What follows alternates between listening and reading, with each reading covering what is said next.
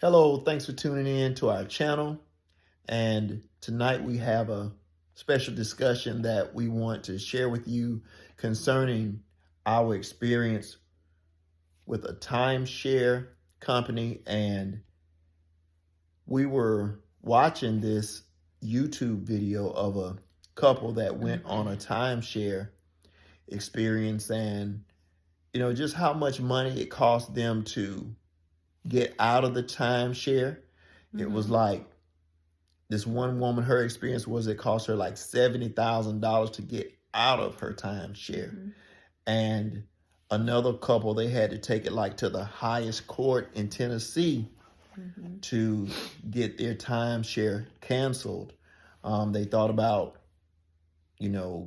using bankruptcy as a way to get out of it, but they decided not to, just on principle. But, maybe you've had a timeshare experience. You can comment if you have, if it was a good experience, if it was a bad experience. Yes. But our personal experience Yes. was a bad experience. Yes.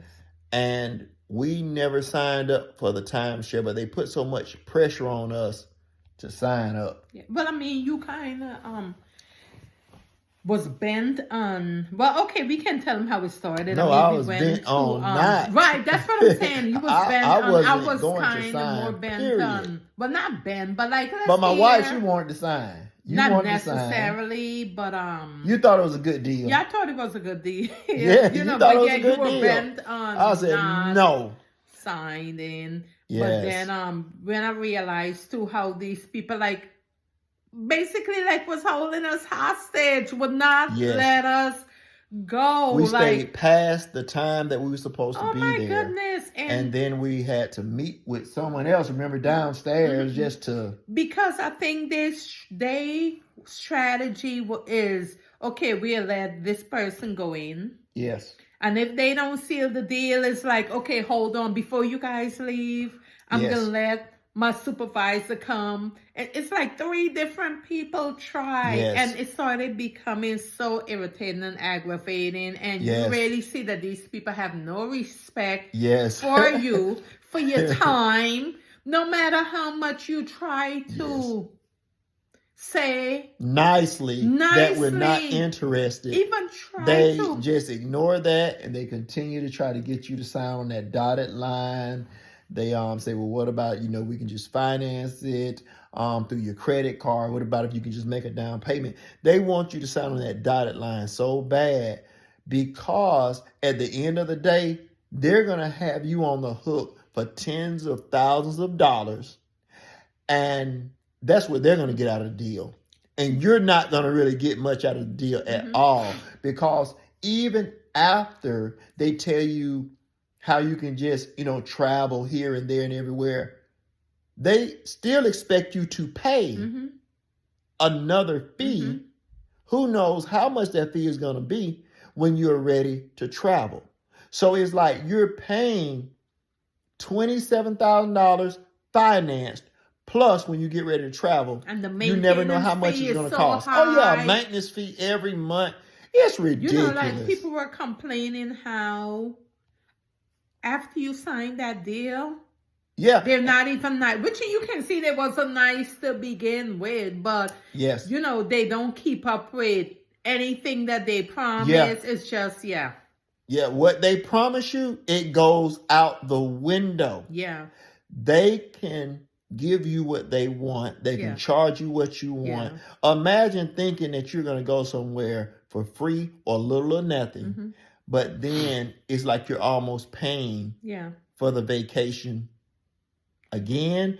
And it's like, why did I pay $27,000 financed in the first place if when I get ready to travel, I got to pay again? And I got to pay a maintenance fee every month. It's like a win for them and a loss for you. And they make it sound as if you own something. You own this timeshare. You own this property. No, you don't. You only get to use the property, once, twice, 3 times a year. And when you're not in it, somebody else is in it.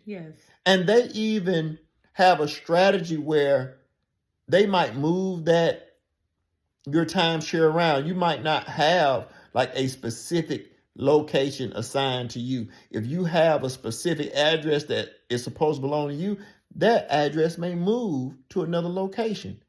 And so that was the experience of someone who we saw today. So with these timeshares, I personally wouldn't sign for a timeshare, period. Yes. Because if I want to go on a trip, we can just pay for it when we go. Just pay as you go. Just pay as you go. Whenever you're ready, pay where, Because it's not guaranteed. We want to travel 3 times next year.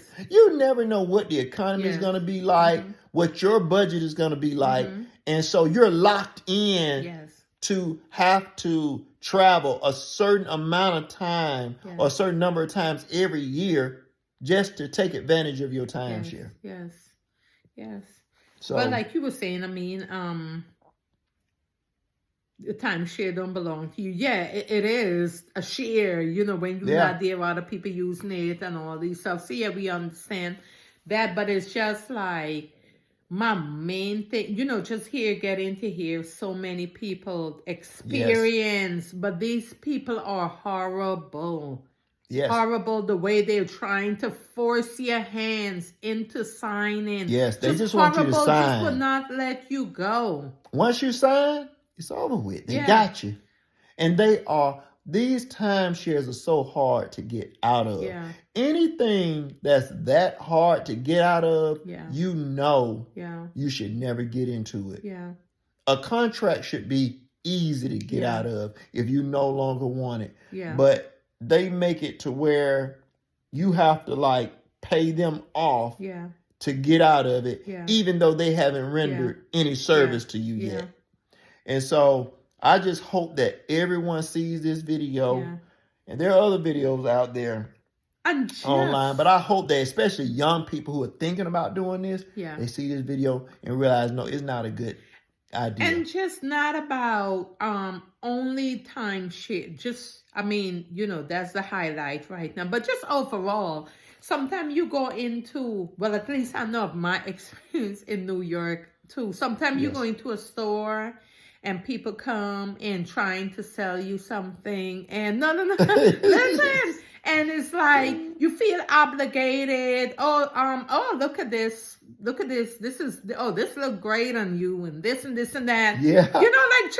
They're supposed to say that they're salespeople. But bottom they're line, selling you that. have to know, and a lot of people buy things off of pressure. So peer we're talking pressure, about compliments, the timeshare, but just overall, do not let no one pressure cars, you into you look great in this car. That because after you leave out of here with this here, these after people do not care. It's over with. Exactly. Yeah, they don't care about your whole attitude change. They don't want to hear your sad story. You can't pay this bill. So you have to know what you can handle, and you stick to that, and don't let anyone peer pressure you into, even some dealership. You're going to the dealership, well, fresh baked cookies. Yeah, they roll out the red carpet when they're trying to get you to purchase.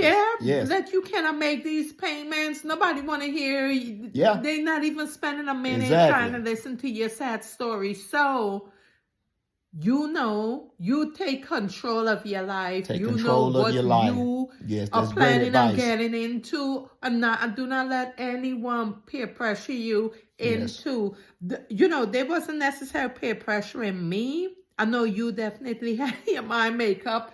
We'll just listen to what these people have to say. But no, it did sound like a good deal to me.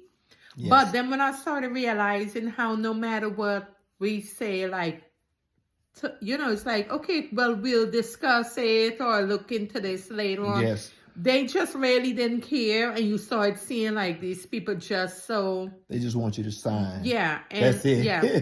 That's bottom line. They want you to sign on that dotted line, and they got you. Yeah. They're going to get paid. You're going to be gone on your way, and you're going to take that big bill with you wherever you go. Yeah. So then probably for the rest of your life. Because they try to make it seem like you can just pass this down to your children and children. Yeah. if they want to carry that big bill. Yeah. Because they can change the conditions of those contracts whenever they want to. Everything is in their favor. Yes. Nobody's going to read through all that fine print. And like we get to find out some, that some, when they say, okay, you can finance it for some people who need their own. Sometimes they're in control of the banks or the finances. You're financing it through them sometimes. They control the terms. It's just like a lose-lose situation. But like I say, if you have a different experience, leave your comments. We don't feel like there's nothing that anyone can say to make us purchase timeshare anyway. Right. But if you'd like to share your experience, you're welcome to share your experience if you had a different experience. If you had a bad experience, you're welcome to share that too. And we are just, from our experience, yes, us personally, we wouldn't advise anyone. Yeah, we would not advise you to do it. You do it at your own risk. Yes. Oh, and then like we were looking at Dave Ramsey, how he was promoting a company that was supposed to be able to get you out of timeshares, and that company was no good. They could not get you out of a timeshare. Their advice to you was don't pay the timeshare. Well, you didn't need to hire them to tell you that. Exactly. But imagine, that just goes to show how difficult it is to get out of it. Because they have actually come up with a company to help you get out of it. Even that company couldn't help. So a lot of people ended up suing because the company wasn't able to.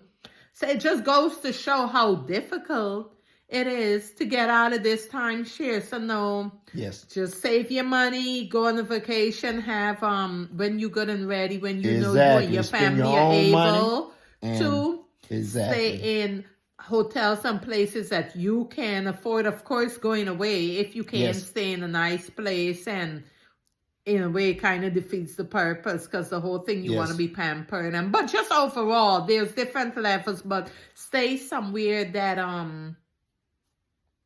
that fits your budget, and go when you and your family ready. Tax time, whenever you make plans, at the end of the year, just whenever that's convenient for you and your family, and deal with something that you guys can share. Whether you sometime, for people who have children, maybe you want to get something that's a kitchenette.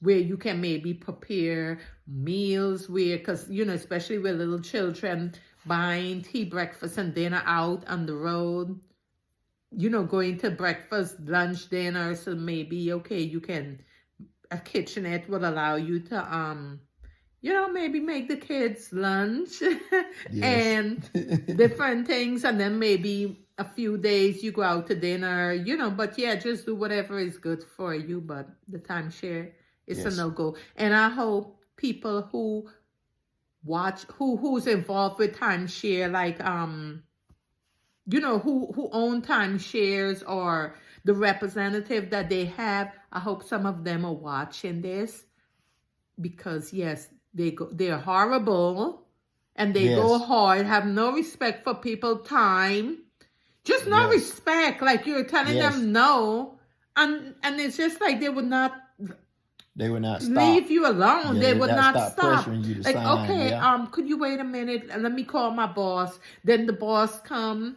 Then this person, and when it's time to go, they have someone else meet you downstairs. It's like people meeting you your whole way until you walk out the door. So, horrible. Horrible. We would not recommend it. Yes. So, listen, we thank you for watching. And leave your comment. The video. Yeah, leave your comment. Like the video. I'm sure most people comment gonna be terrible, because so we'll see. Yeah, we'll see. So leave your comment, like the video, share the video with a friend. Yes. And listen, we thank you all for watching. Yes. Be blessed. Be blessed.